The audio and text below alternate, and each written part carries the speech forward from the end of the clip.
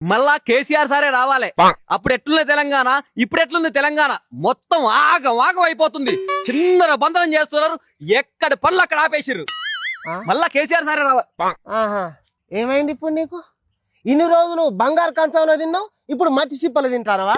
ఎందుకే ఆ ఉద్దర మాటలు మాట్లాడతావు? ఏం మంచిగా ఉండదన్నా, ఏం మంచిగా లేదన్నా. ఏం మంచిగా లేదు చెప్పు. మీ ఇంటి ఆమె ఫ్రీగా బస్సు ఎక్కి పోతలేదా? పోతాంది. నీ ఇంటికి ఫ్రీగా కరెంట్ వస్తలేదా? వస్తాంది. నీకు ఇల్లు ఉన్నదా? ఉన్నది. మీ ఇంట్లో ముసలోళ్ళకు పింఛన్ వస్తుందా? అత్తాంది గాని కొంచెం ఆలస్యం అయితే లేదా? అబ్బా, కేసీఆర్ సార్ ఉన్నప్పుడు 1వ తారీఖు రాగానే పడేగా పల్లె. కాకపోతే 2-3 నెలలు ఆపేటోడు. మరి నీకు ఏడొత్తుకోబోతాంది? ఆయనే కావాలి, ఆయనే రావాలని ఓ కలవరిస్తాను. అంటే గీసారే చెప్పమన్నాడు అన్న. మాపడికి బీరుకు పైసలు ఇస్తా అంటే చెప్పిన. తమ్ముడు కెమెరా తమ్ముడు నువ్వు నువ్వు నిజాలు చెప్పేటోనివా, అబద్ధాలను ప్రచారం చేసేటోనివా? చెప్పు. నిజం చెప్పటోని.